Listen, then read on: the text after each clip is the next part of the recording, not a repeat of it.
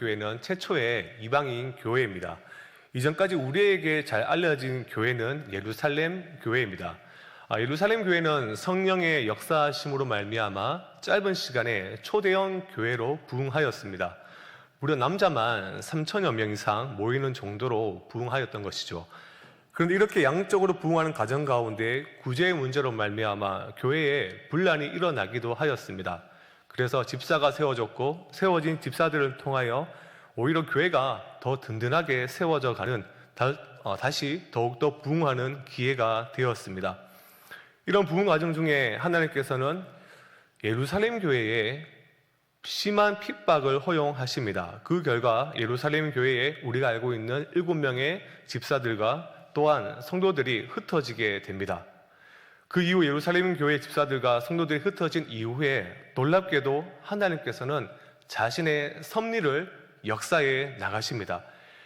예루살렘 교회가 핍박을 받아 흩어져 안디옥에 가서 개척을 한 교회가 오늘 본문에 나타난 바로 안디옥 교회였던 것입니다. 예루살렘 교회와 비교할 때 안디옥 교회의 역사는 매우 짧습니다.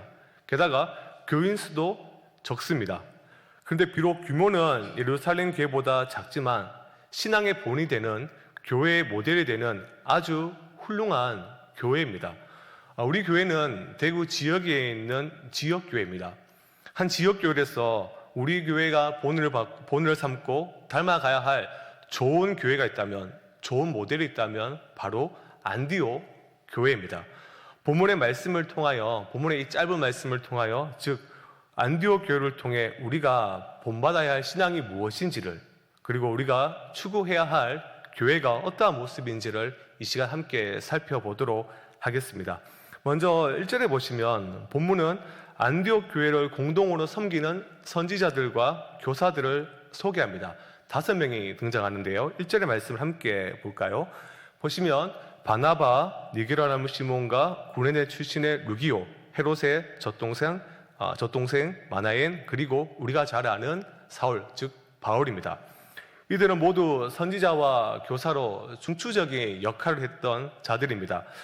이들 한 명 한 명 살펴보기를 원하면 먼저 바나바는 구브로 섬 출신이고 레인이며 사도행전 4장 36절에 요셉이라 불리던 자였습니다. 예수님을 믿은 후에 그는 자신의 땅을 다 팔아 예루살렘 교회에 헌금할 정도로 아주 훌륭하고 게다가 또한 부자였습니다. 그래서 그 교회는 예루살렘 교회에는 구제를 할 수 있었던 것이죠. 이런 바나바는 하나님의 말씀으로 훈련을 받으면서 자신의 이름을 의미하는 바와 같이 위로의 사람이 되었습니다. 착한 사람이요 성령과 믿음이 충만한 자로 안디옥 교회의 중요한 일꾼이요 또한 교회의 대표자가 된 것입니다. 두 번째 인물은 니게르라 하는 시몬입니다. 그는 흑인입니다. 즉 아프리카 사람입니다. 니게르의 헬라 뜻은 검은 자입니다. 오늘날 영어의 흑인이 느그로라는 말이 바로 여기서 유래되었습니다. 검은 피부를 가진 이 시몬에 대한 이야기는 사실 성경에서 찾아볼 수는 없습니다. 그저 일부 성경학자들이 예수님의 십자가를 졌던 사람, 누가복음 23장에 나왔던 그 사람 다 아실 겁니다. 바로 구레네 사람 시몬, 그 시몬이다 추측은 하는데 사실 과한 추측입니다. 이 시몬은 그저 이름도 없이 빛도 없이 교회를 섬기며 주님의 말씀을 신실하게 가르쳤던 교사였습니다. 세 번째 인물이 바로 구레네 출신 루기오입니다. 루기오는 현재 이제 우리가 알고 있는 리비아 위에 있는 지역인데요. 어떤 이들은 재밌게도 이 루기오를 로마서 16장 21절에 등장하는 누기로와 동일한 인물로 보는 이들도 있습니다. 또한 누가복음의 저자가 이 사람이다라고 추측도 가끔 하기도 합니다. 앞서 말한 것처럼 이런 추측도 사실 과한 것입니다. 다만 우리가 좀 쉽게 추측을 할 수 있는 것은 안디옥 교회가 구브로와 구레네 출신의 그 신자들에 의해 세워졌음을 사도행전 11장 20절에서 그 내용들을 감안하면 류기오가 아마 안디옥에 있는 이방인들에게 복음을 최초로 전한 사람은 아닌가 하는 그러한 생각은 할 수는 있습니다. 네 번째 인물이 바로 마나엘입니다. 마나엘은 헤롯의 젖동생입니다. 분부왕 헤롯은 누가복음에 등장하는 바로 헤롯 안디바를 가리킵니다. 마나엘이 그의 젖동생이었다는 것은 그가 갓난 아기 때부터 헤롯과 함께 유모의 젖을 함께 먹고 자랐음을 뜻합니다. 분명한 사실은 그녀는 아주 금수저 중에 금수저입니다. 상당히 지체가 높은 출신의 사람이라는 것입니다. 마지막 인물이 바로 사울, 우리가 잘 아는 바울입니다. 학식이 풍부하고 로마 시민권을 가졌으며 우리가 잘 아는 바와 같이 엘리트 계층의 사람입니다. 아주 다양한 사람들이 모인 교회가 안디옥 교회입니다. 다양한 출신들이 모였기에 많은 문제가 일어날 가능성이 있는 교회가 바로 안디옥 교회입니다. 출신 배경은 다양한데, 그런데 재밌는 것은 오늘 본문에 보면 그들은 주님 안에서 모두 하나가 되어 한 교회의 구성원이 되었을 뿐만 아니라 그 교회를 너무나도 잘 이끌어가는 지도자들이었습니다. 안디옥 교회는 성령의 은혜 안에서 온전히 하나가 되었던 훌륭한 교회였습니다. 한민족, 거의 비슷한 계층의 이민자들이 모인 이민교회들이 가끔 하나 되지 못하고 분열하고 갈등하는 것을 우리는 보게 됩니다. 그런데 안디옥 교회의 하나됨은 참으로 놀라운 일입니다.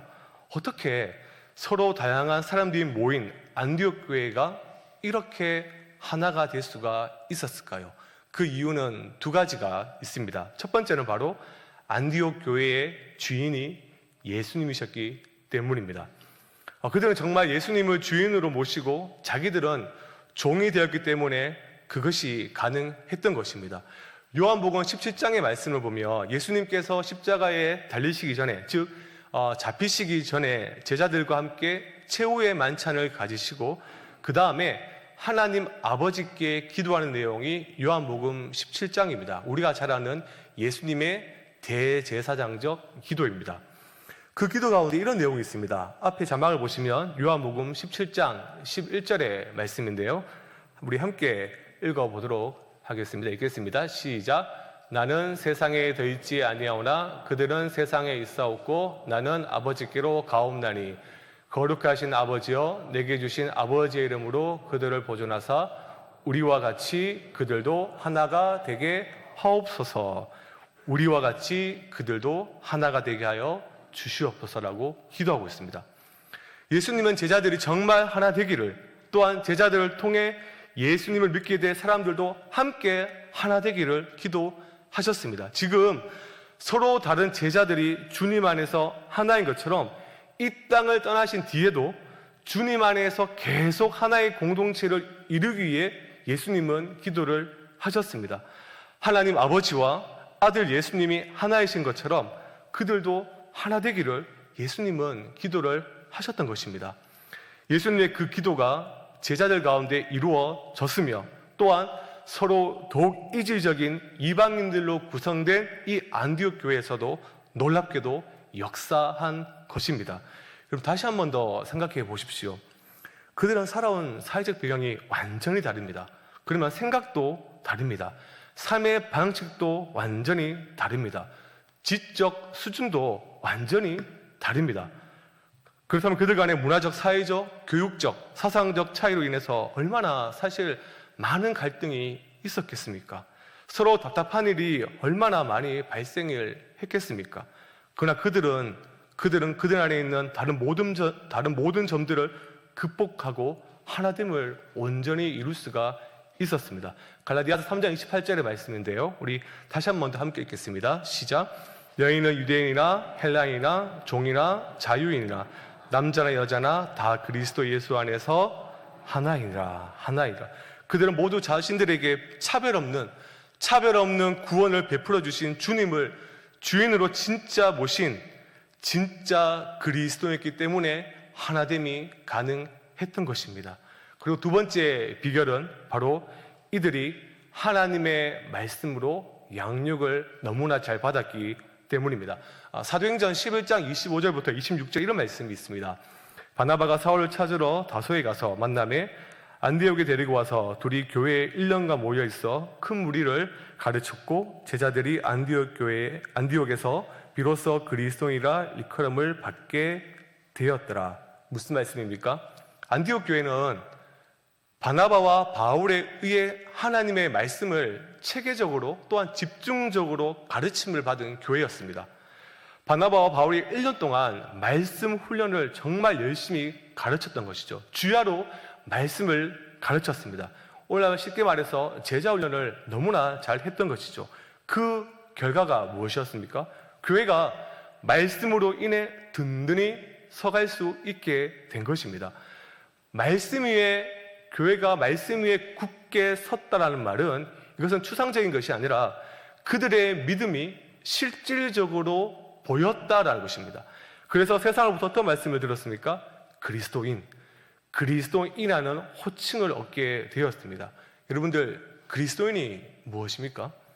그리스도인이란 그리스도를 따르는 사람입니다. 즉, 그리스도의 가르침대로 살아가는 사람들입니다. 안디옥 교회는 말씀을 제대로 배웠고 사상과 모든 세상적 가치관과 세계관이 아닌 성경의 가르침관과 세계관으로 온전한 신앙으로 성장을 한 것입니다. 그 결과 중에 하나가 교회의 하나됨입니다. 그들은 교회의 하나됨을 분명히 안디옥 지방의 모든 자들에게 보였을 것입니다. 세상은 이익과 손해에 따라 움직이게 되어 있습니다. 물론 세상은 그것이 상식적인 생각이다, 행동이다라고 생각하겠지만 교회는 다릅니다. 세상은 이익과 손해에 따라 무리를 짓고 해체하기도 하지만 교회는 그렇지 않습니다. 교회는 하나님의 말씀의 가르침에 따라 복음 안에서 서로 용납하고 이해하고 긍휼히 여기고 하나 되기를 힘쓰는 곳입니다. 특별히 사도 바울이 에베소 교회에 이렇게 이야기를 한 적이 있습니다. 에베소서 4장 3절의 말씀인데요. 평안에 매는 줄로 성령이 하나 되게 하신 것을 힘써 지키라. 힘써 지키라. 이 말의 정확한 의미는 이런 의미입니다. 연합을 유지하기 위해서는 어떠한 교회의 일이 발생한다 할지라도 힘겹게 노력을 해라. 이미 주어진 것으로 부지런히 하나됨을 지키라입니다. 이미 주어진 것으로. 유지 피터슨이라는 한 신학자는 이것을 자신이 의역한 메시지 성경에서 이렇게 이야기합니다. 교회 안에서 기분 내킬 때나 처음에만 하지 말고 꾸준히 하나됨을 지키십시오. 겸손과 온유와 오래 참음, 사랑으로 이웃을 용납하는 것은 하나님이 능력을 부어주실 때까지 기다려서 되는 것이 아닙니다. 성령님께서 우리를 부르실 때 이미 그 모든 것을 다 우리 가운데 허락하셨고 보여주셨고 알려주셨습니다. 그리스도 안에서 그리스도를 통해서 그리스도의 가르침으로 겸손과 온유와 오래 참음과 사랑, 이웃을 용납하는 것을 이미 우리에게 다 알려주셨습니다. 예수님의 가르침대로, 예수님의 교훈대로 살아내고자 하는 곳이 어디입니까? 바로 교회입니다.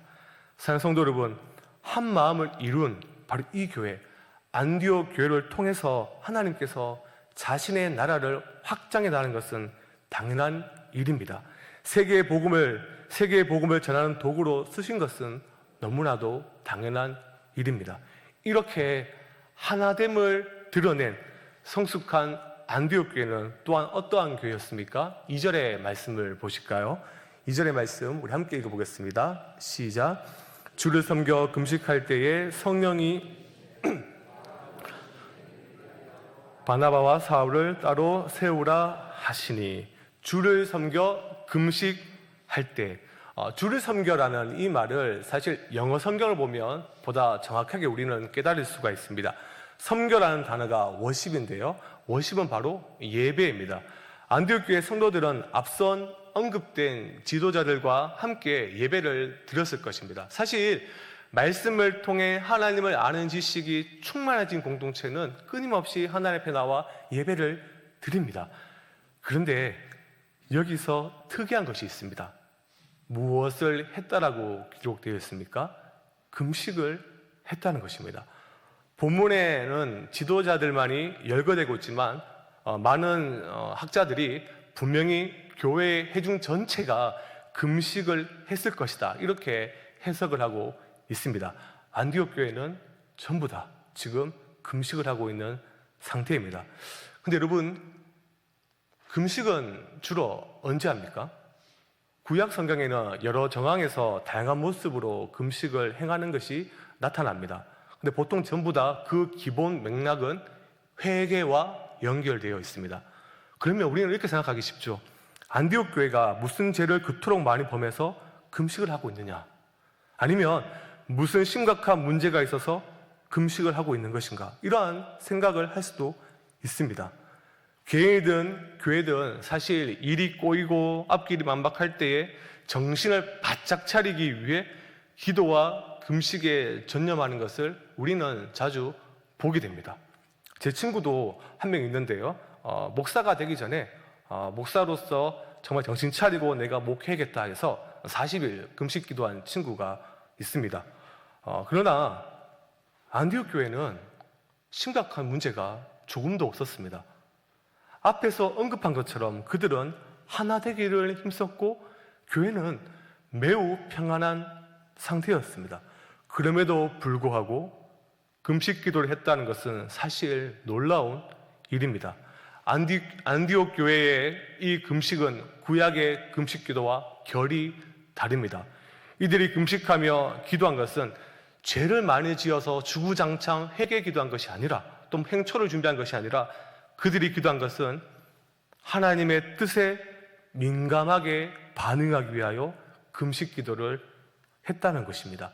금식 기도란 단순히 밥을 굶는 것이 아닙니다. 어떤 분들은 그냥 금식하면 밥을 단순히 굶는 것으로 생각하는데요, 성령님이 연약한 육신을 지배하도록 기획된 좋은 영적인 방법이 바로 금식입니다. 그래서 우리 믿음의 선배들이었던 교부들이라든지 청교도들도 이 금식 기도를 다 추천을 했습니다.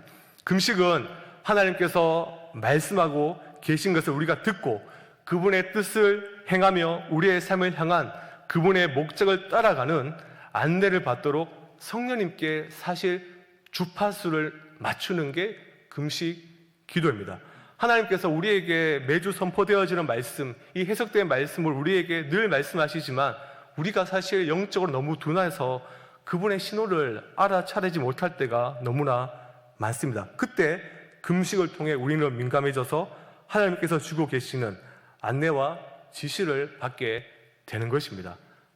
안디옥 교회는 그러한 교회였습니다. 안디옥 교회는 하나님의 말씀을 참으로 열심히 배웠던 교회지요. 그런데 하나님의 말씀을 공부하는 것으로 끝나지 않았습니다. 지적 유의로 그친 공부가 아니라 하나님께서 실제적으로 우리 교회에, 이 안디옥 교회에, 이 교회 공동체에 무엇이라 말씀하는지를 듣기 원했고 민감하게 반응하기를 원했습니다. 풀어야 할 긴박한 과제도 없는 안디옥 교회가 금식 기도를 했다는 것은 바로 우리 교회가 또한 닮아가야 될 중요한 모습입니다. 저는 2절의 말씀, 오늘 방금 읽었던 2절의 말씀을 새벽에 묵상을 하면서 안디옥 교회가 지금 이렇게 금식하며 기도할 때에 이 모습은 예루살렘의 교회와 분명히 같았을 것이다 라고 생각을 했습니다. 아니, 기도를 하면 할수록 더욱더 확신에 가득 찼습니다. 예루살렘 교회가 예수님의 지상 명령, 이제는 다 아시죠? 사도행전 1장 8절의 말씀, 오직 성령이 너에게 임하시면 너희가 권능을 받고 예루살렘과 온 유대와 사마리아와 땅끝까지 내 증인이 되리라. 이 말씀을 듣고 예루살렘 교회는 어떻게 기도했습니까? 1장 14절의 말씀입니다. 자막이 준비되어 있는데요, 여자들과 예수의 어머니 마리아와 예수의 아우들과 더불어 마음을 같이하여 오로지 기도에 힘쓰더라. 오로지 기도에 힘쓰더라. 기도하기에 힘썼다라는 것입니다.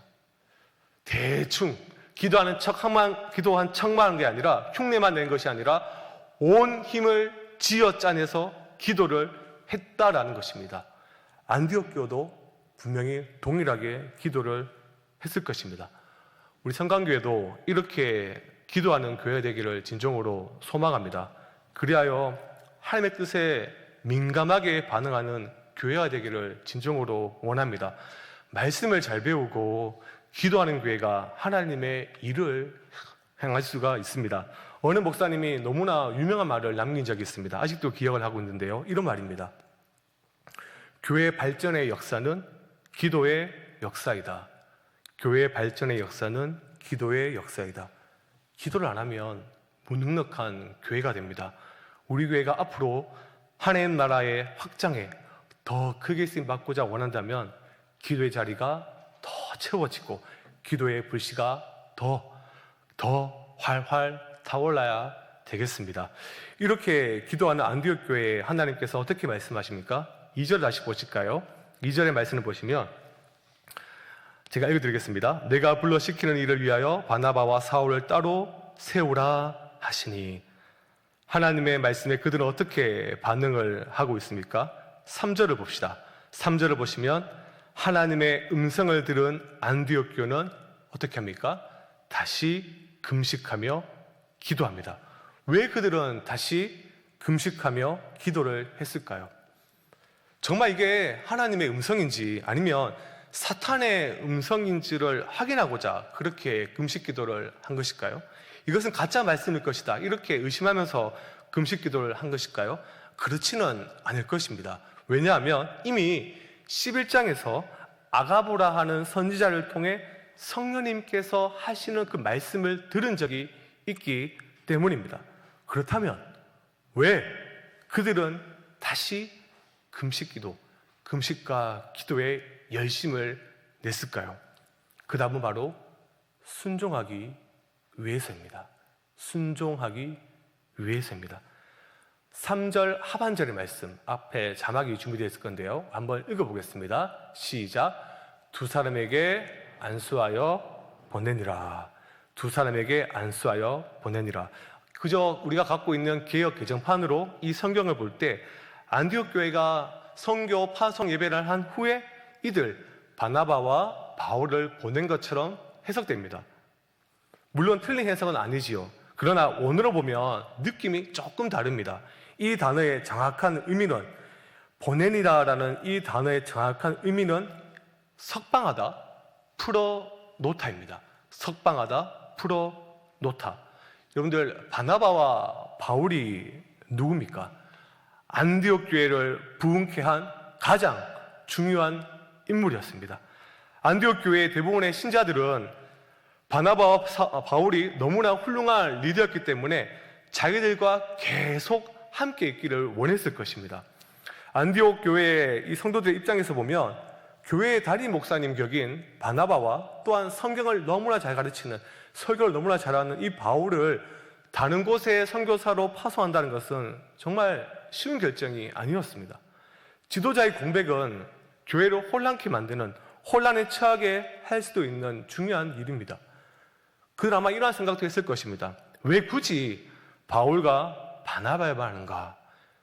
앞에 1절에 또 누가 있었습니까?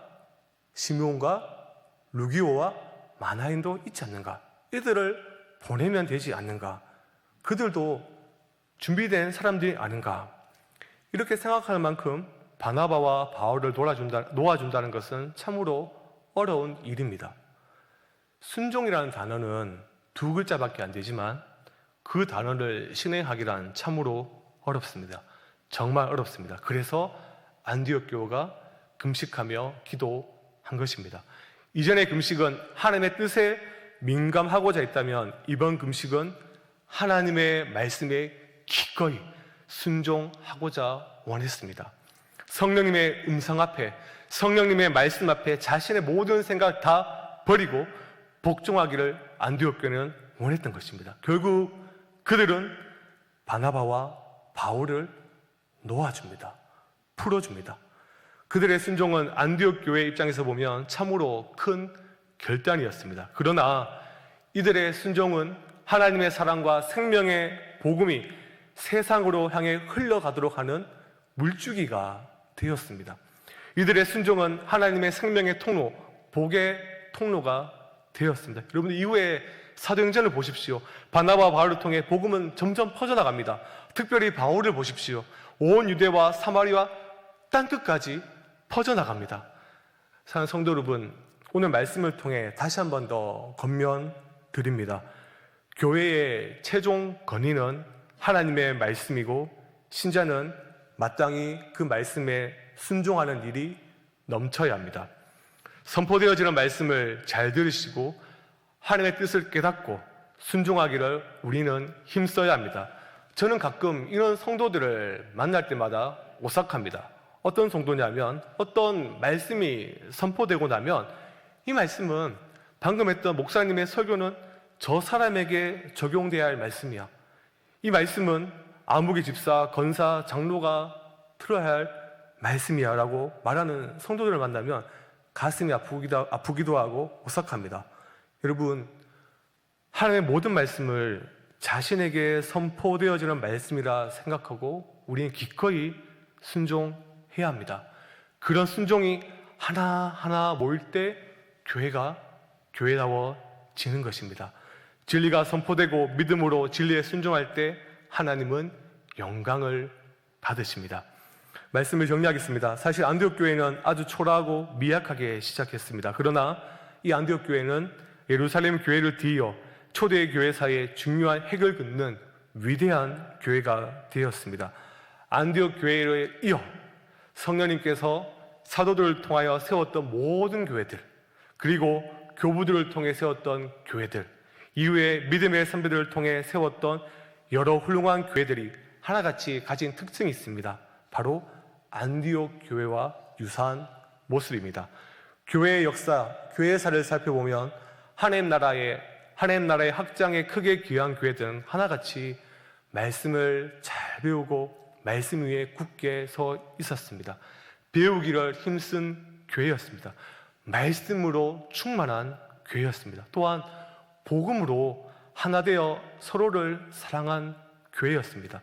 서로를 긍휼히 여기고 보살피고 그리스도께서 세우신 교회를 하나 되기를 힘써 지켰습니다. 또한 기도하는 교회였습니다. 그것도 힘써 기도하는 교회였습니다. 기도의 소리가 그치지 않는 교회였습니다.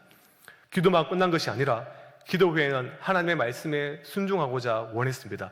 하나님의 말씀 앞에 아멘 신앙 공동체가 되어 하나님의 뜻을 실현하고자 부단히 애썼던 그 교회가 바로 안디옥 교회와 같은 모든 교회였습니다. 제가 말씀을 마무리하면서 특별히 부탁드리고 싶은 것은 우리 교회가 더욱더 기도하는 공동체가 되었으면 좋겠습니다. 이전에 아는 전도사님이 새벽 기도를 가고자 택시를 탔습니다.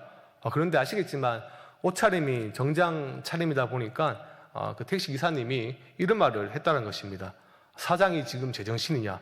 이 시간에 출근을 시키느냐? 도대체 얼마나 월급을 많이 지급하기에 이 시간에 부르냐? 이렇게 이야기를 했답니다. 그때 지금은 목사님인데 전도사님이 당시에는 담임 목사님 성함을 부르러 가다가 웃으면서 그냥 부르는 만큼 주십니다. 부르는 만큼 주십니다. 이렇게 이야기를 했다는 겁니다. 제가 물었습니다. 그 말이 뭐냐? 이렇게 얘기했는데요. 그 말이 너무나 충격적이었습니다. 하나님께 기도하며 응답하시기 때문에 그렇게 대답을 했다는 것입니다. 그러자 택시 기사님도 자기가 그런 직장이 어디 있느냐 소개해달라고 얘기했는데 기도하는 교회에 하나님은 반드시 응답하십니다. 우리가 말씀에 순종하고자 기도할 때 하나님은 이루 말할 수 없는 은혜를 부어주시고 그 말씀에 반응할 수 있는 능력을 허락해 주십니다. 그저 막연하게 우리가 율법적으로 순종하는 태도가 아니라 하나님을 사랑해서 순종할 수 있는 은혜를 허락하십니다. 우리 교회가 더 하나 되기를 원할 때 그리스도 안에서 이미 이루신 하나됨의 은혜를 하나님은 우리로 하여금 깨닫게 해 주십니다. 오늘 이 시간 함께 찬양하고 기도할 때 그 은혜를 깨닫고 누리는 이 시간이 되기를 진정으로 소망합니다.